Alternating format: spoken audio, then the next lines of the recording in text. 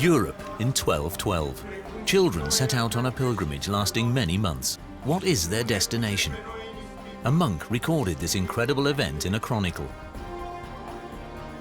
The children see themselves as chosen ones. They cross the Alps. They have been called to free Jerusalem of the heathens, and they may even have numbered tens of thousands.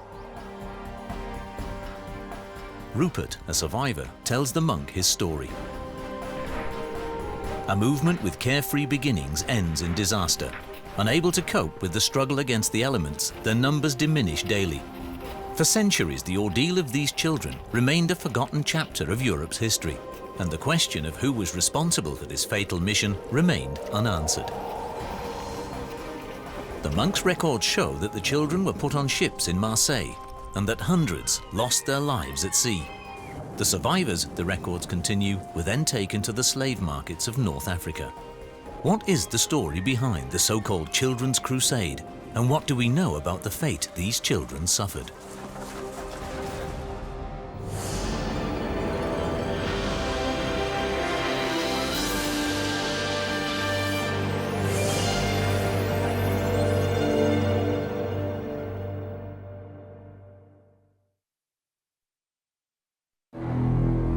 In December of 1230, two men meet in a French monastery. The monk and chronicler Alberic of Trois-Fontaines, and Rupert, one of the few to survive the Children's Crusade to the Holy Land. 20 years after he returned to a Europe plagued by death and disease, Rupert tells his story for the very first time to the astonished monk.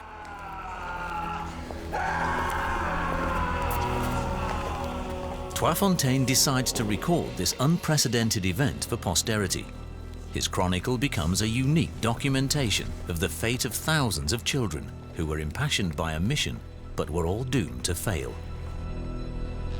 His name was Nicholas, was it not? Your leader. Nicholas, that was his name. How do you know that? It was all his fault, wasn't it? He led you astray. He was only 14 years old himself. I don't wish to talk about it. Do you really want something like that to happen again? No. Then I shall write down what you tell me, so others can read it and learn from it. But I've forgotten everything. You lie. We believed he was a prophet from God. Who? Nicholas?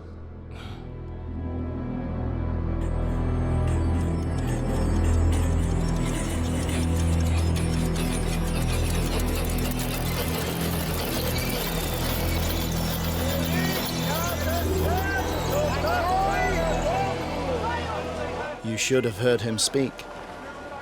His eyes lit up, and his voice rang out like that of an archangel. Thousands of pilgrims flock to the cathedral daily to pray before the relics of the Magi. The young especially, Rupert among them, are captivated by the stirring words of the preacher. It was as if the voice of God was speaking to us. "Do not despair," he cried. "I will lead you to the Holy Land. We will need no ships to cross the sea. Christ has appeared to me, and he will part the waves, and we shall reach the holy city on dry land. And you shall want for nothing, because God our Father is with us. I swear to you, my Lord, we believed every word he said."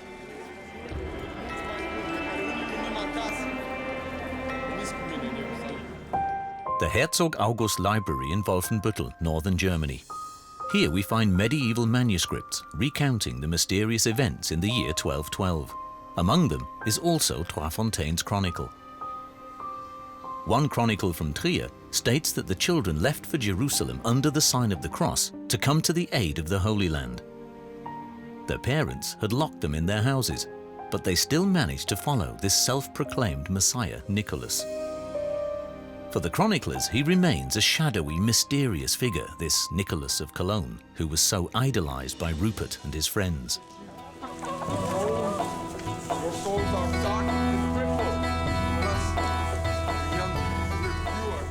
Every day, more and more people came to join Nicholas.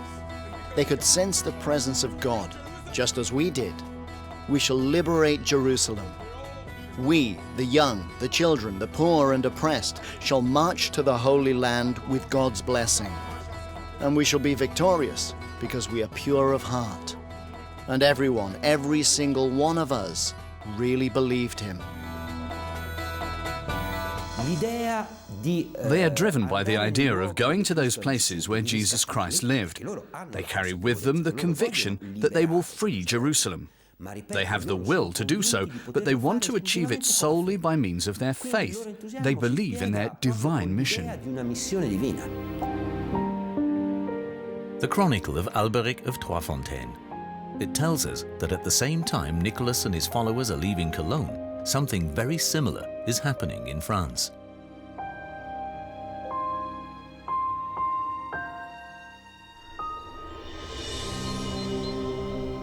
The place is Cloyes, on the River Loire, 200 kilometers from Paris.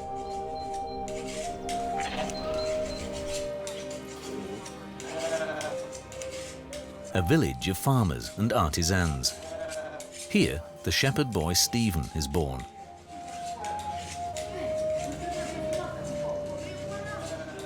The chroniclers describe him as the child of impoverished parents. Stephen grows up in the village community and has to provide for himself from an early age.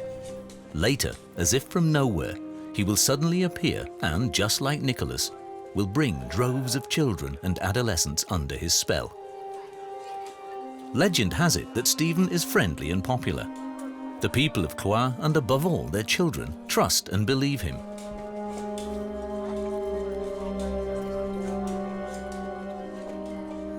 Stephen is deeply pious and devout.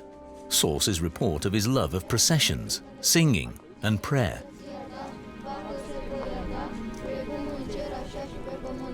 And he is a talented preacher, just like Nicholas.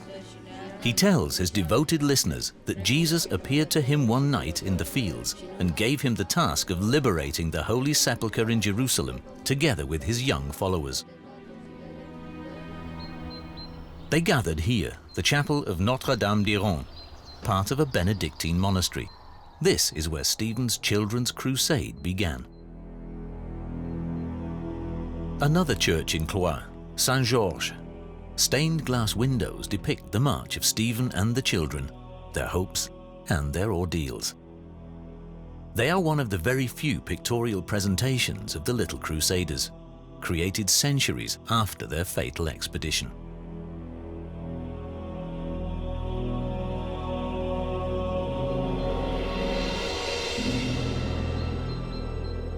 In the year 1212, two completely separate movements form. In France, children march from Cloyes-en-the-Loire to Marseille. In Germany, the route takes them from Cologne across the Alps to Genoa. It seems rather mysterious, but those involved in the Children's Crusades had information about the numerous routes, the trading routes, the footpaths and pilgrim routes. The many people who used these routes, the artisans, the peasants, the nobles, and even the travelling whores, spoke about them in the inns and taverns in the evenings, and the information was picked up by the children and young people. The rallying cry, "Onward to Palestine," is quite familiar to children in the year 1212. Jerusalem is a magical word, because this is the age of the Crusades. The Church of the Holy Sepulchre, one of Christianity's most sacred sites. But here, since the 7th century, the crescent has ruled over the cross. In autumn 1095, the greatest propaganda machine of all time is set in motion. Jerusalem must be freed from the infidel. This is the slogan of the century. The greatest mass army the Western world had ever seen began its march to the east.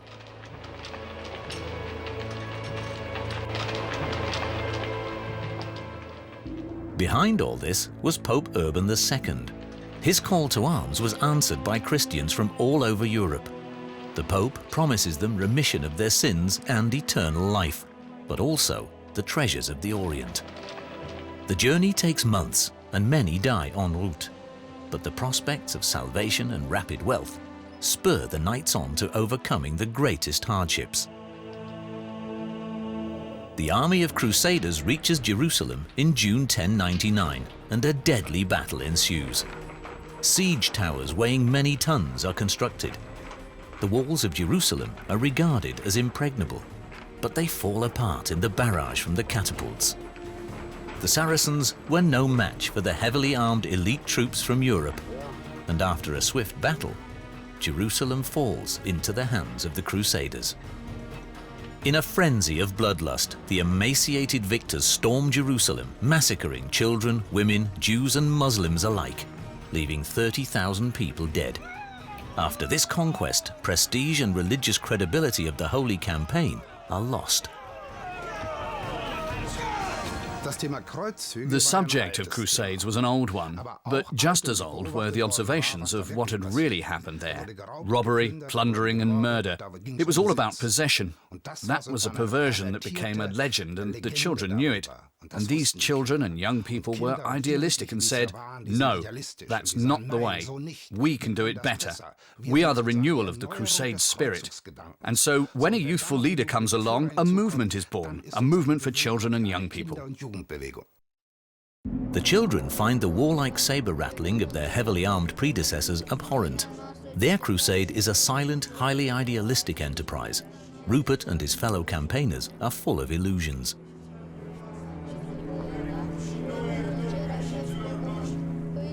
In July 1212, we set off. There were a few thousand that followed Nicholas and our cross.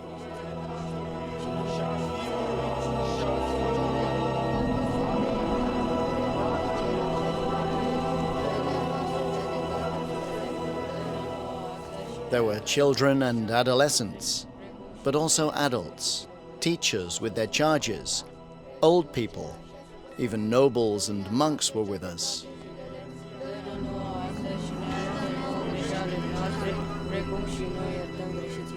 And everyone prayed for us, also those who stayed at home. Many had left their families, their fathers and mothers, and nothing and no one could stop them leaving. The manuscripts in the Wolfenbüttel library speak of the children's enthusiasm, even fanaticism. Parents locked them up, but they broke free to join the march, to be able to take part in this divine mission.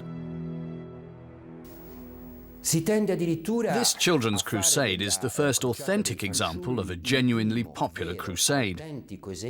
It not only differs fundamentally from the official crusades, but was in fact the complete opposite of what they stood for. These children were steeped in the belief that they were a kind of chosen people. This idea was due to the fact that the powerful had failed, and as the children saw it, the reason for this failure lay in their depraved lifestyles, in the guilt they had burdened upon themselves, and also in their pride and arrogance. The First Crusade too had once begun as a service to God, but it ended in a barbaric bloodbath. The initial idea of liberating Christianity's holy places becomes a cynical pretext for a ruthless conquest. In the mosques today, there is nothing to show that the Crusaders once erected their barracks here. But as furious as the beginnings to Christian rule were, its duration was brief. It was not even to last a century. In late summer 1187, Sultan Saladin stands before the gates of the Holy City at the head of one of the most fearsome armies of the time. The legendary general finally succeeds in storming the walls of the city in that autumn.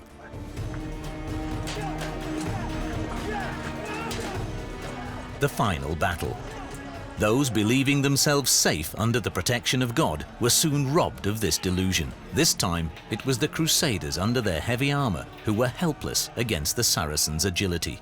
Their battle techniques are outdated. Many Crusaders are lethargic, the victims of years of gluttony, and they are outnumbered. Jerusalem falls. The triumphantly celebrated crusade is a miserable failure.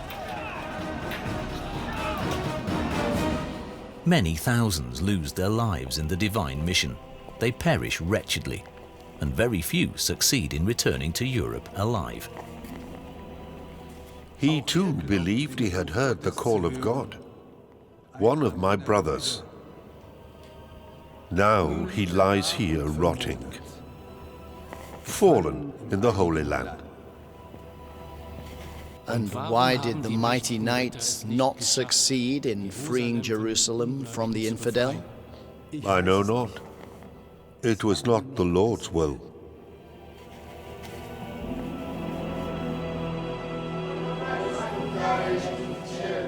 At the end of the great scheme to liberate the holy places lies the humiliation of defeat. Jerusalem is once again in the hands of the Muslims. The children are convinced they know the reasons why the enterprise failed. The armed crusaders had left the path God had intended. With this in mind, they now put forward their own idea. Dominance and possessions are not what they want. This sets a completely new tone, putting purity of faith before power and material values. Poverty, rags and childish innocence were the insignia, the symbols of the new change for the better. This was helped by religious orders which in similar fashion were trying to say, church pomp is wrong, and all the greed for power is wrong. We have to start afresh. And as children, they could put this across in an especially credible manner, because as children, on top of everything else, they were young. I could tell you who assisted you and why. But I do not believe you would understand anyway. As you wish. There were monks who came to Nicholas. They were not like the ones we had known until then. Not so... Not so fat? You can continue speaking. I am not one who sees heresy in every word. They preached so beautifully that ownership is a sin, and that Jesus had owned nothing, not even a roof over his head, and that we should show the church what it really means to follow Jesus.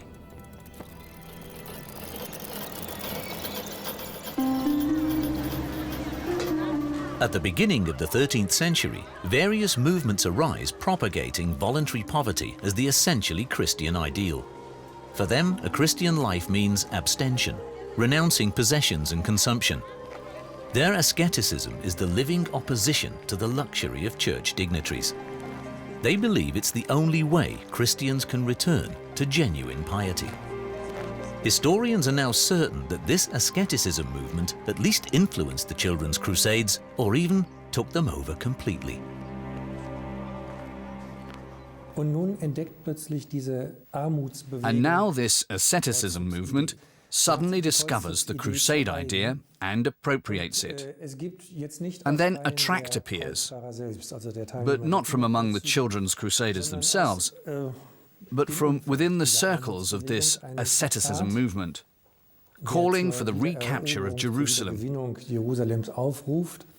listing precisely these criteria: that the church-backed crusades of nobles have failed, and that now, in any attempts to recapture the holy city, Christ would only bestow victory on the poor. And that now seems to me to be precisely the vocabulary the Children's Crusade puts into practice.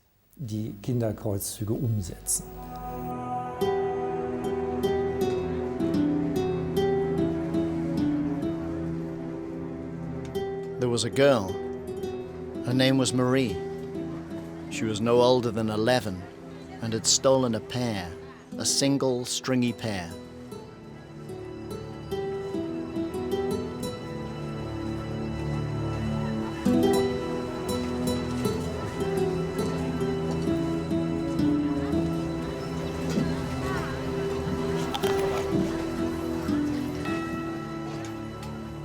He was so big and strong, and she was so small.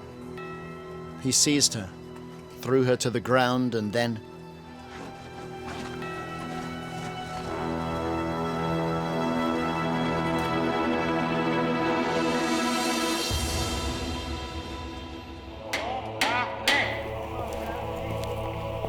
The treatment of children in the 13th century is strict and unrelenting.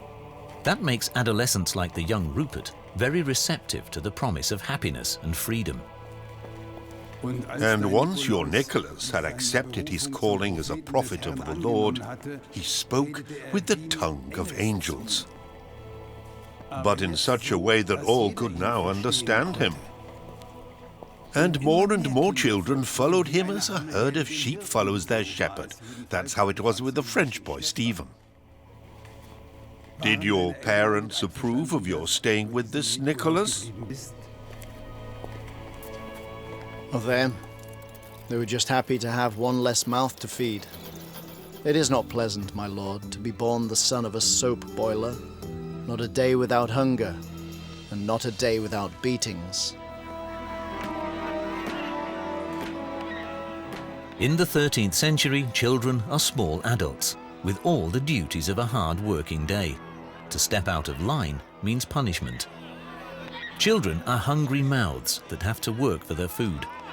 So, in the ears of such poor wretches, exhausted from their work in the fields and regularly beaten by adults, what must the prospect of a land where milk and honey flow have sounded like? The chroniclers report of their willingness to cut all ties and leave their homes and families behind them for attempting new life.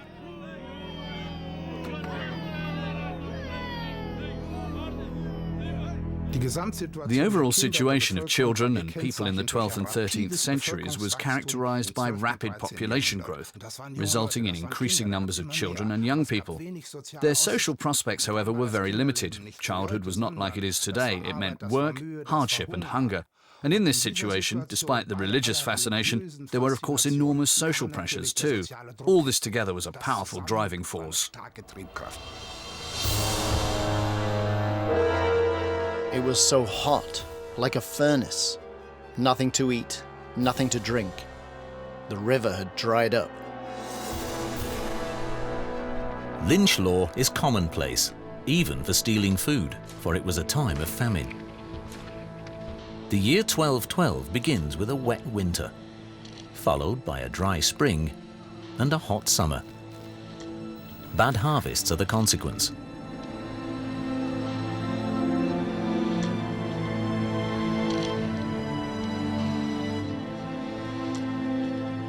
The children have to rely on charity.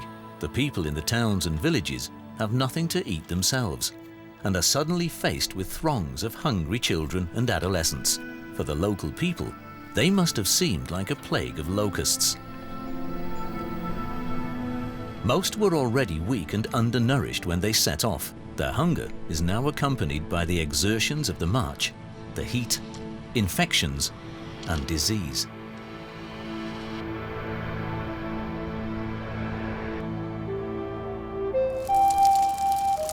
It is an expedition without knowledge or logistics.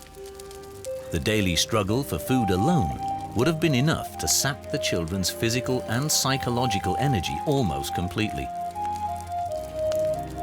Boiled nettles and a few acorns was all we could find. She was too weak to even go a single step further. She was going to die. I was mad with desperation, but she was not afraid. It was as if she had had a vision. She saw the heavenly Jerusalem, the holy city. Just as it says in the Bible, and the building of the wall of it was of jasper, and the city was pure gold. Early death was an everyday occurrence in the Middle Ages. Science has proved many romantic conceptions of the Middle Ages to be false. Anyone reaching adulthood is lucky. Old age is a rarity.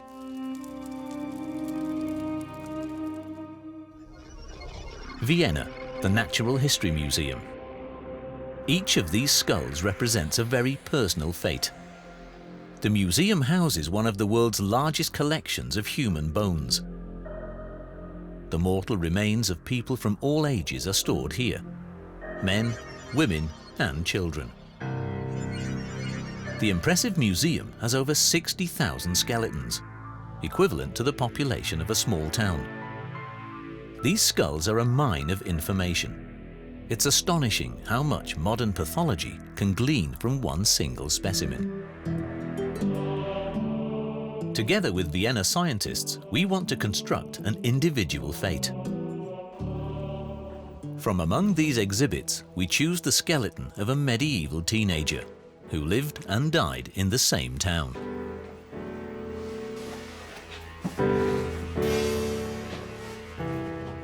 This is what a participant in the Children's Crusade might have looked like. An individual case, but nonetheless representative for an entire generation.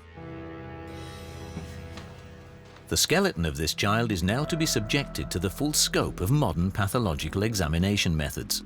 How old was it? What did it eat? How did it live? What did it suffer from? How did it die? Around the thigh bones, the pathologist and historian Karin Wilczke discovers something unusual, a kind of deposit on the bone surface. It can also be found on the teeth, different symptoms of one and the same phenomenon, hunger. From the example of the bones we've seen of this 12 to 14-year-old child from the early Middle Ages, we can see deposits on the long bones of the thigh and the tibia and fibula, which indicate the occurrence of bleeding during lifetime. This is caused by nutritional deficiencies, such as a lack of vitamin C, for instance, over a long period. This deficiency slows down or weakens the immune system, and the slightest infection can result in death. Examination under the microscope confirms the analysis. This child was malnourished, displaying symptoms we know today mostly from the Sahel region. The child, however, didn't live in Africa. It lived here, but 800 years too early. Tiny furrows like very fine lines. Hunger caused the child's bones to waste away. The examination result shows it never reached adulthood. And this child is not an isolated case. This child comes from a town population where people lived very closely together. There were also famines. Illness could spread quickly and universally. Our experience shows that 50% of children died before they even reached adulthood.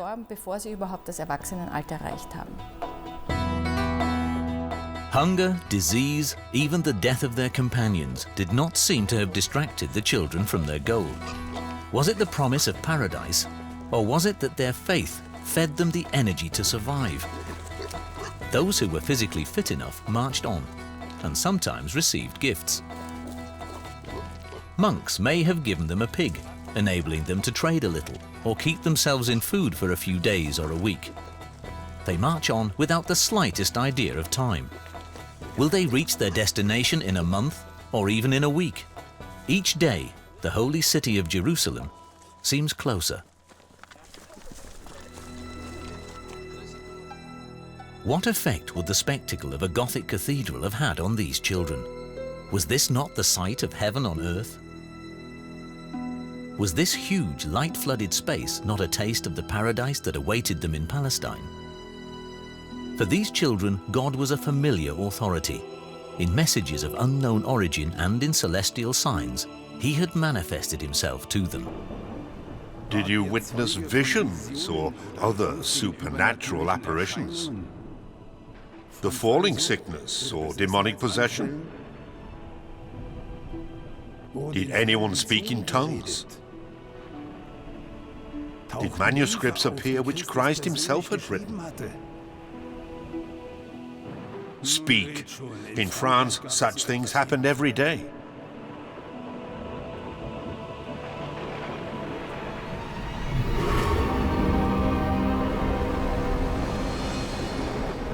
The heavens were suddenly ablaze.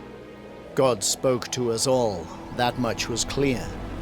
It was as if He wanted to open up the heavens and descend from a great ball of fire. We were afraid, but Nicholas wept for joy. In this night he said to us, God had given him a sign.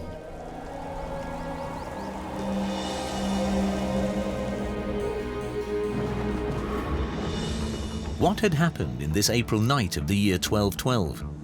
What did the night sky look like in Cologne and Cloyes in that spring? Did anything unusual happen? Astronomical abnormalities such as constellations of stars which give rise to particular celestial phenomena? What was behind these ominous flames in the heavens? The planetarium in Bochum. Astronomers are working on the most advanced star projectors in the world. We are about to embark on a journey through time. We programmed the computer to the location Cologne, 1212, mid-April. The orbits of the celestial bodies are known. Their paths are mathematical formulas.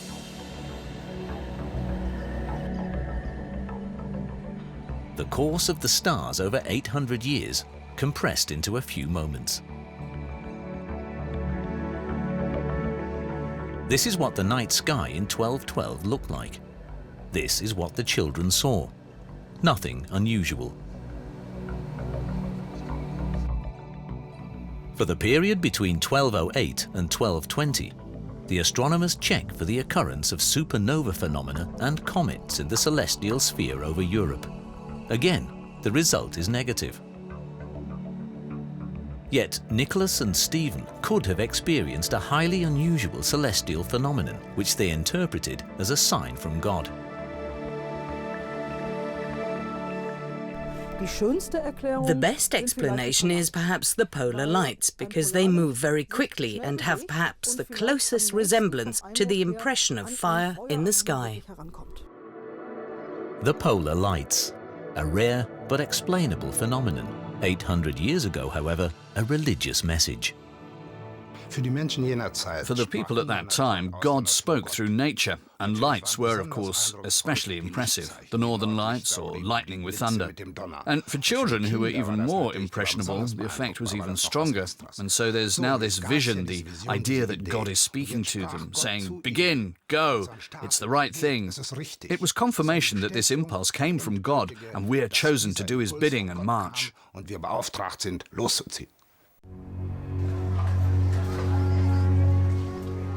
Setting forth from the Rhine plain around Cologne, leaving the safety and familiarity of their towns and villages, they are confronted with mighty mountainous landscapes. Rupert and his companions have travelled 700 kilometres. It was the mightiest thing I had ever seen, the huge mountains. Their peaks reaching up into the clouds, and it seemed to us as if their pathways led directly up to heaven. How might the children have perceived these mountain ranges and the deep valleys? As sublime nature, a creation of the very God whose bidding they were doing? At this point, they were blissfully unaware that they were heading for disaster. The children were overwhelmed by the Alps. They came from flat regions and had never seen such landscapes, had never seen pictures of them and had no imagination of them at all. And now they were there, experiencing nature, but also, and especially, experiencing God. This sheer magnificence was God speaking to them, and so could only confirm them, even intoxicate them in their belief.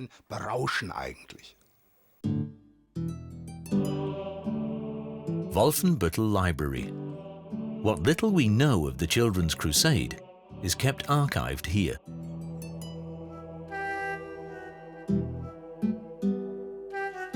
Only written chronicles provide some indication of the drama that has left no traces at all.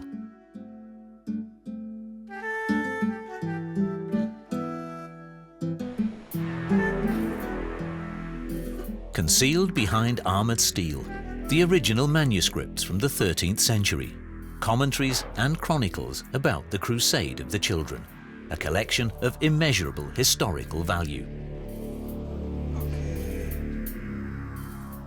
Remarkably, the reports of the Children's Crusade are contradictory. Some praise the children's idealism, others warn of their presumptuousness.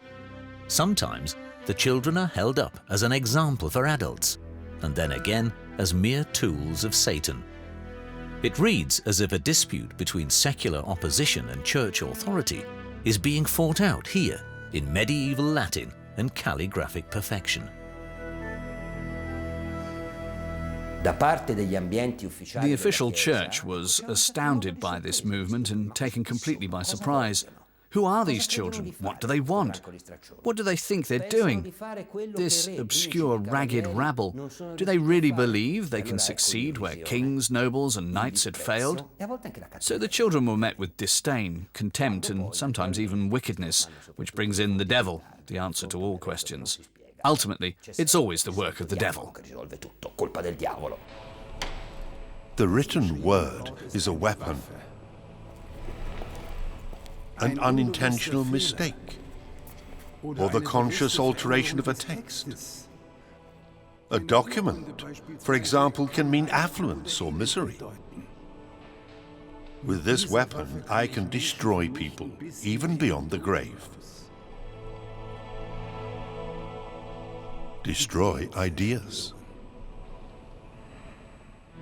These manuscripts are not historical records. They contain no scientific objectivity. These documents and sources pose many questions. Did the Children's Crusade break some taboo? Because they were not authorized by the Pope? Because they propagated fundamental Christian poverty? Because they criticized the pomp of the Church? Among medieval chroniclers, researchers have made out two distinct camps, pro and contra. The phenomenon we have here is that in the reports of the Children's Crusade, chroniclers from poor backgrounds, those from within the mendicant or ascetic orders, the Cistercians for instance, wrote very favourably with great benevolence. On the other hand, authors from the conservative orders, the rich prelate orders or from episcopal circles were highly critical and dismissed the Children's Crusades as the work of the devil. In the children's daily struggle, the ideas being disputed here were not their greatest priority. Without any help, they were facing one single enemy, the cruelty of nature. It got colder and colder. The little ones simply lay down and died. Many still only had their summer clothes and had rags wrapped around their feet. The icy wind tore right through them and stopped them in their tracks. We simply counted our steps, and in the end, everything disappeared as if covered by a white cloth.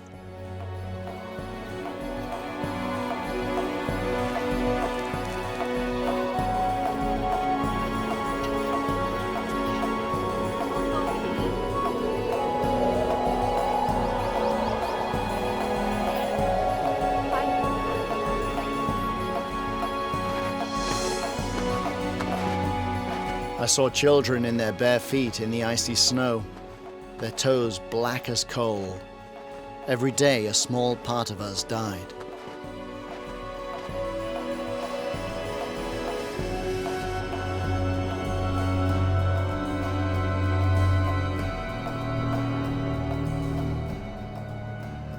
We were crossing a white hell, and in our heads the devil spoke, saying, "Lie down and sleep.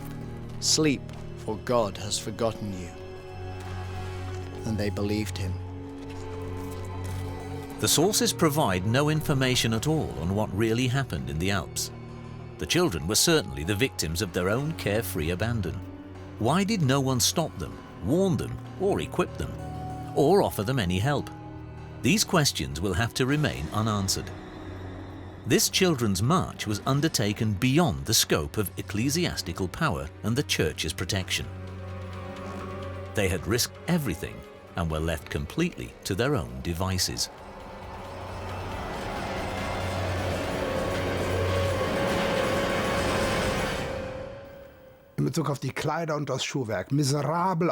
Their shoes and clothing were miserable. They had little or no food, no help, wild animals, and they didn't even know which way to go. Where was God's help? One after another they perished. Despair was all that remained of their Christian enthusiasm and their great ideal.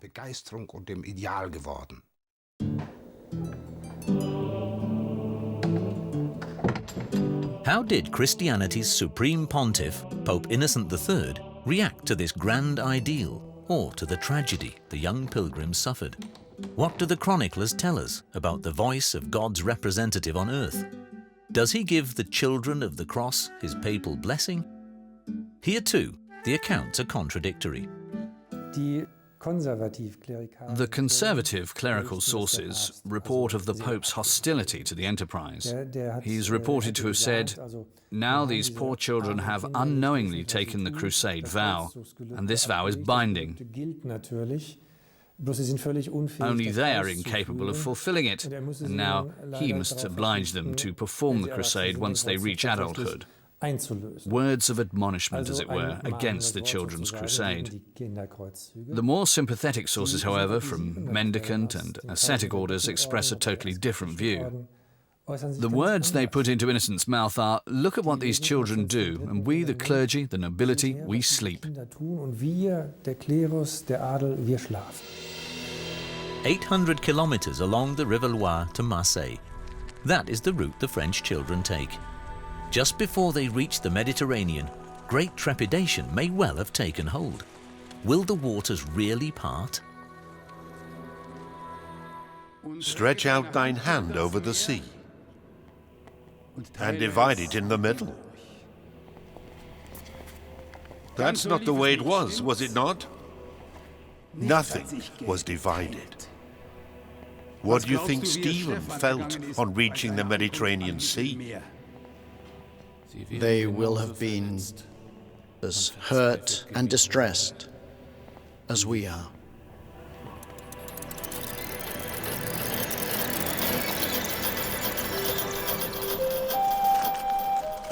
Let us imagine the scenario. Emaciated, exhausted, kept alive solely by the prospect of the Holy Land, the world suddenly fell apart around them. Stephen's prophecy is not fulfilled. The sea remains as it is. No heavenly sign, not the slightest indication. Disappointment turns to horror and dismay. Is Stephen, their prophet, a charlatan? He promised them heaven on earth, but they went through hell. They believed Stephen, and many paid for this faith with their lives. How great must their disappointment and bitterness have been? Suddenly everything is called into question. Was the entire march, the hardships, the dead, all to no avail? And Stephen, the little prophet, did he too finally lose all hope in the face of this desperate situation? Was his divine vision no more than a delusion? Had there been no heavenly command at all? One common ideal had held the multitude of children together. But what happens when confidence gives way to despair? Questions arise. Have they followed a swindler? Are they victims of the devil? Have they even put their salvation at risk?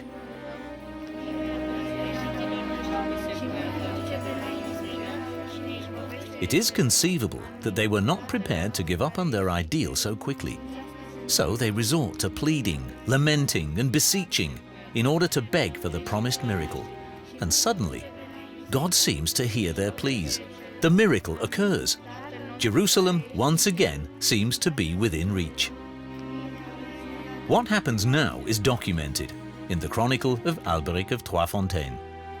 The rescuers are Hugo Ferreus and William Porcus, two merchants from Marseille. They offer to take the children across the sea in their ships.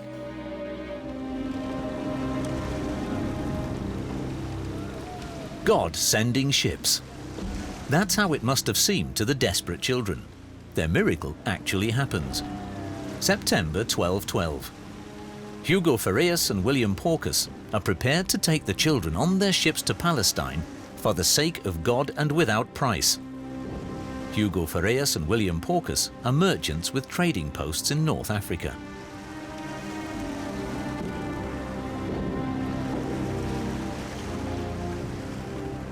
The chronicles tell of 7 ships. They are stout, big-bellied trading vessels built for barrels, sacks and crates, but not for passengers. 7 ships for 5,000 children.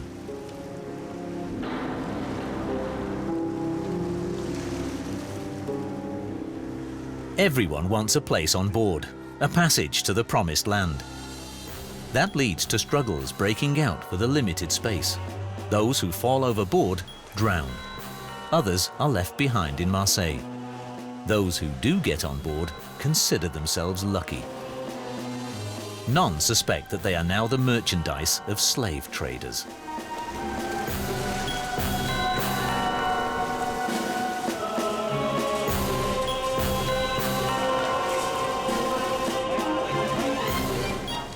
Were Phareus and Porcus really the divine helpers, the allies sent by heaven to assist them in their quest to liberate Jerusalem? Though they have their doubts, the prospect of soon being in Jerusalem, in paradise, blinds them to their fate. But their ordeal on board is tortuous.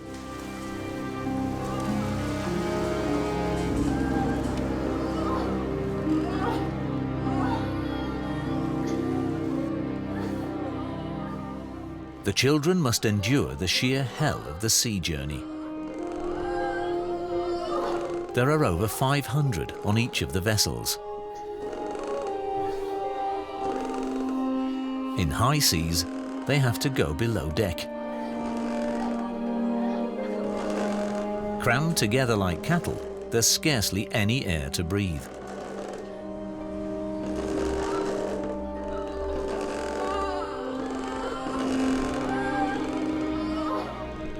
The overcrowding on the ships will have made it impossible to provide an adequate supply of food. The stench is unbearable. Seasickness and infections spread.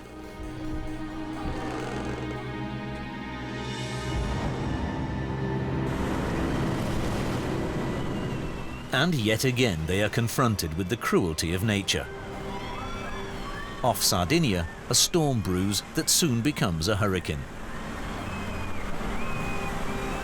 In such enormous seas, the children must have been in a permanent state of mortal fear. 2 of the ships are eventually smashed into the rocky cliffs of San Pietro and sink, taking the lives of more than 1,000 children.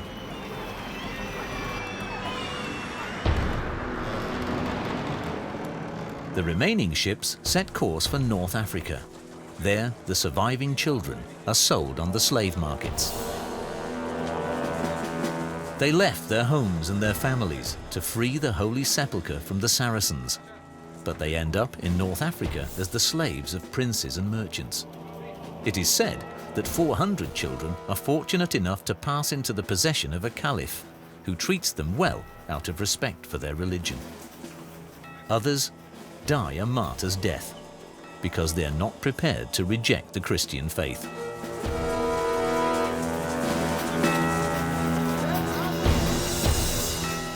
None of the children ever cast eyes on Jerusalem.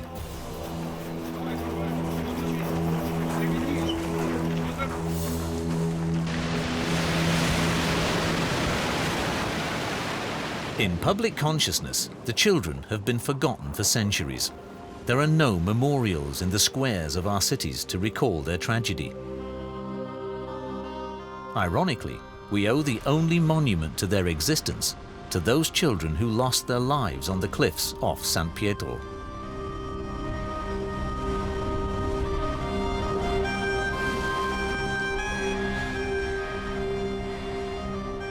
Here on San Pietro, 20 years after the ships went down, Pope Gregory IX built a church, which he named the Chapel of the New Innocents. A gesture of reconciliation, perhaps, for the transgressions of his predecessor?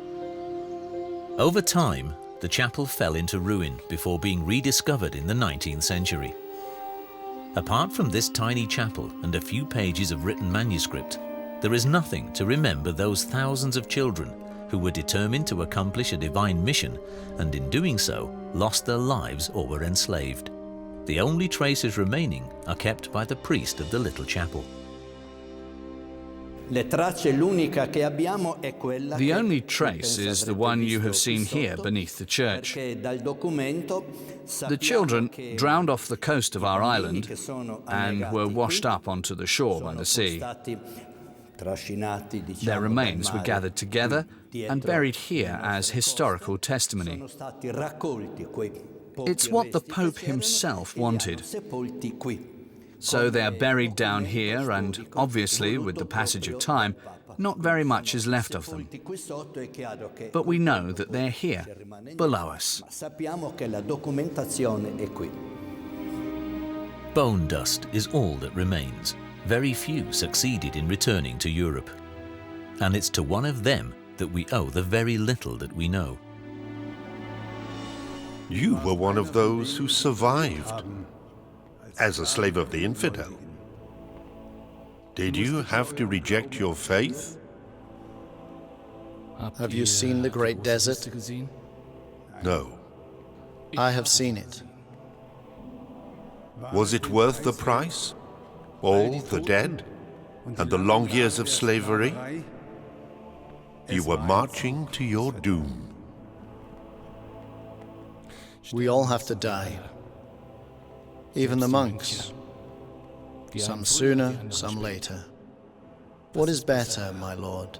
Leading a miserable life, knowing that death can still come every day, or living as a slave? Knowing what kind of world lies beyond the horizon. Thousands of children lose their lives for an ideal. They believe they are doing God's bidding and endure insufferable agonies. Even today, this unique chapter in history moves our emotions, for it tells a story of deep medieval piety, but also one of poverty, misery, and violence. They were hoping for a paradise on earth. They dreamed of not having to go hungry, of being free. And the legacy of the Children's Crusades? By peaceful means, armed only with a great idea, they wanted to set an example for the world.